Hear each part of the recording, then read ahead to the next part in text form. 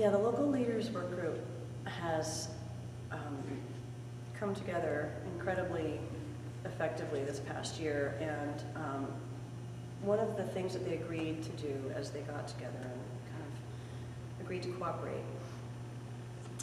in seeing that there is this concept of mitigation and a new way of managing water, a new way of doing business, which involves mitigation coming. The question is, how are you going to do it? You know, what are you going to mitigate with? When? Where? And so those were the key questions that one of the main things that the group agreed to focus on. And so their recommendations came about for mitigation after quite a process of evaluation with the consultants, Washington Water Trust and Ecosystem Economics, some folks that were consulting with us to help us prioritize and set up criteria for how would you pick what projects are going to work for different things. So as far as mitigation goes, you're going to need to mitigate in the Dungeness River, and then also small streams, which are completely different beasts to try and resolve the low flow in each of those things. So what we did was we have this table that we ended up with that goes through, you know, what projects did rise to the top for Dungeness River mitigation, small stream mitigation, et cetera. So for the river, by far the most cost-effective and simplest thing to do would be to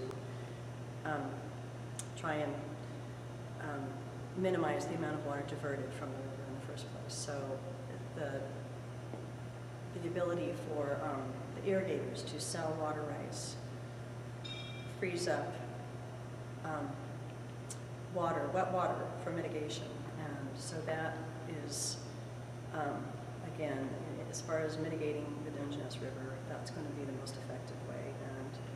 And that rose to the top for that, as long as the irrigators have water rights to sell, and they do. So, and small streams are a much trickier thing because there aren't a lot of water rights on them in the first place that might be available to sell back.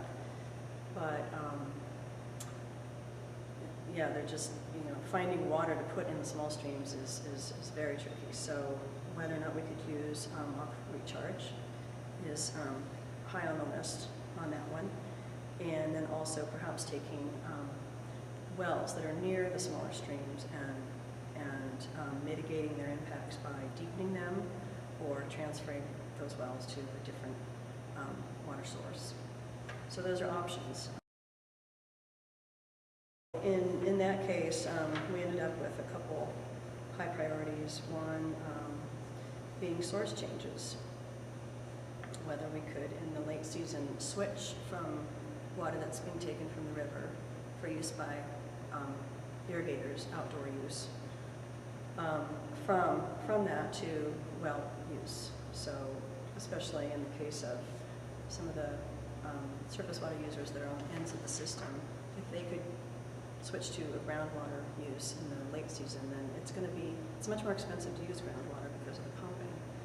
But if they can switch in the late season, it might be worth it to keep more water in the river and reduce the diversion.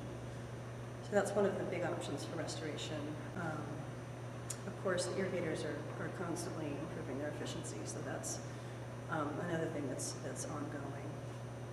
And then another major, there's a lot of hope in the area of doing some small reservoirs that are off-stream, not in the channel, but off the channel, small reservoirs that could be used for storage of irrigation water and or recharge that would then supplement the small streams.